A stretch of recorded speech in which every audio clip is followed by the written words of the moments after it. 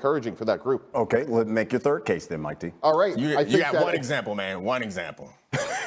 Last year. All right, number 3, a team should trade into the top 10 for Shedeur Sanders. I think Shedeur Sanders is going to be a good NFL quarterback. I keep comparing him to Kirk Cousins, who's had a really good career. And I think part of managing the draft process, guys, is be opportunistic.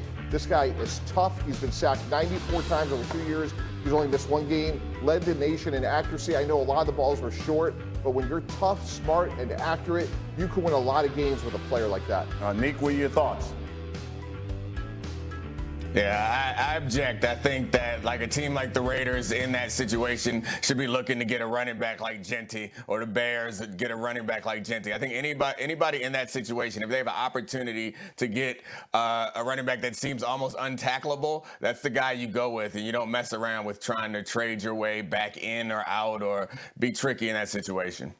I'm keeping my gavel in my holster. I'm not objecting to this. You are right, Mike Tannenbaum. Shedeur Sanders can play. Ashton Genty is too high for the top 10. I'm not doing it. Mike T's right on this one. You know, you talk about Shedeur Sanders. By the way, Shedeur Sanders was in Pittsburgh yesterday for a visit with the Steelers.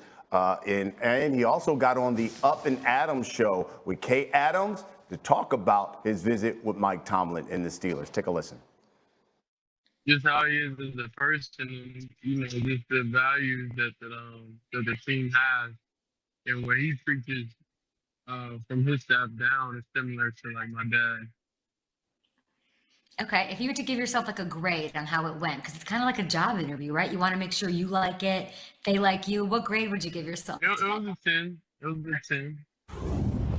So he said the visit when has anyone said that their job interview? Yeah, I was going to say, who comes out of a job interview saying, I don't know, like a 3, I'm not sure. So what does the visit with the Steelers tell you? First of all, the Steelers don't mess around on their visits. They're not going to waste a plane ticket here on a visit like this unless they were serious. They did not go to Boulder, their top brass, to scout Shedeur Sanders at the Pro Day. That tells me the market has changed. Now, what has changed within that? First of all, maybe Shedeur Sanders is sliding to either their pick in the bottom half of the first round or to a feasible spot where they could trade up 4 or 5 spots and they don't have to sell the farm. The other option is that maybe they think either Aaron Rodgers isn't coming or that they want to hustle Aaron Rodgers' decision up and say, hey, if you don't sign here soon, we might take a quarterback, we might take the first round pick we could have used to help you. That's going towards a quarterback. It's changing the entire dynamic here. The Steelers are serious. Yeah, I say it a little bit differently, Kevin. I like it for both. And here's what I mean by that. Go get Aaron Rodgers. Look, your owner came out at the league meetings and basically said he's going to be a Steeler.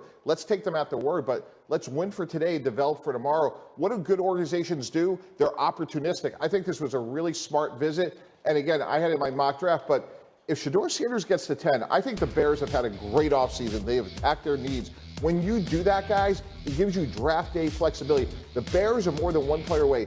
Look for them at 10 to come back out of there and somebody to come up like the Steelers and get someone like Shedeur Sanders. And my gosh, like if you're the Steelers and you come out of this offseason with DK Metcalf, Aaron Rodgers, and Shedeur Sanders, tip of the cap. That defense may not be elite. It's still really good.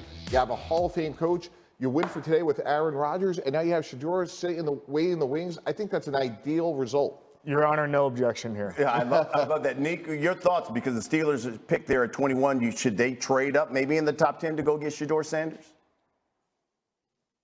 Yeah, I mean, I think it's a bit of a cop-out, but it always depends on what it costs to do so. I think that position is obviously the most important in the league, and they haven't had it figured out since Ben Roethlisberger. So throwing more resources at answering that question, I think, is a smart one, particularly if you don't have to, be tied to the rookie quarterback in the first season. So, again, we're all assuming Aaron Rodgers is going to be there. Adding Shedeur Sanders, giving you a year or two to see if he's the answer while he's at practice and training camp.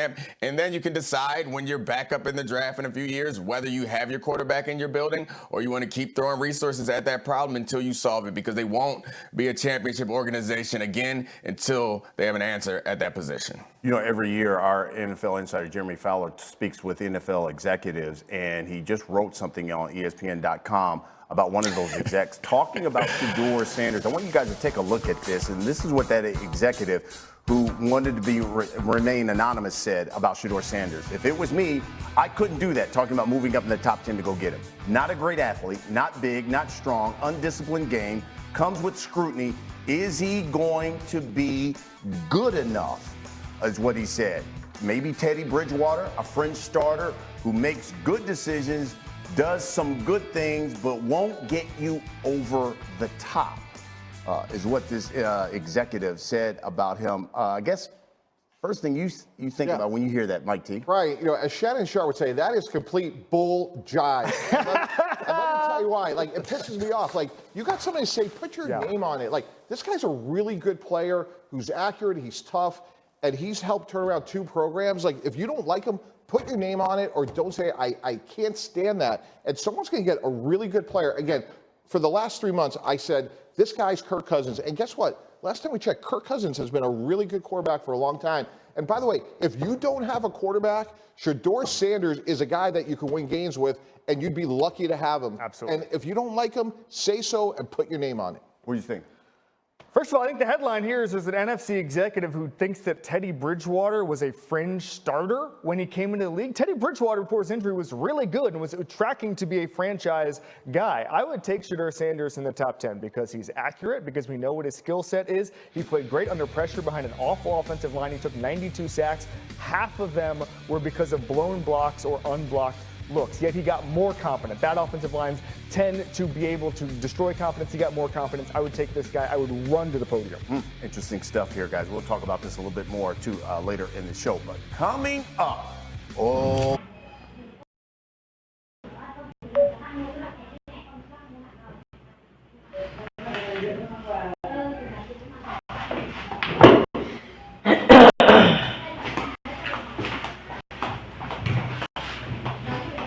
Chào cả người đã quay trở lại với kênh của mình nhé. Hôm nay mình sẽ tiếp tục hướng dẫn các bạn làm vòng. Vòng hôm nay của mình sẽ có tiêu đề là áo trắng. Hôm nay vòng của mình sẽ có tiêu đề là áo đen. Bây giờ mình sẽ bắt đầu làm nhé.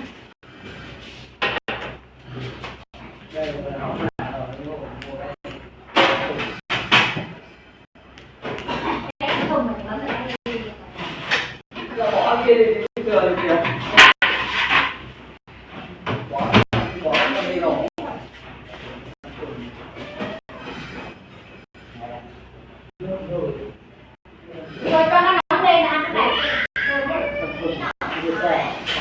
Quên đi nào. Quên đi chơi.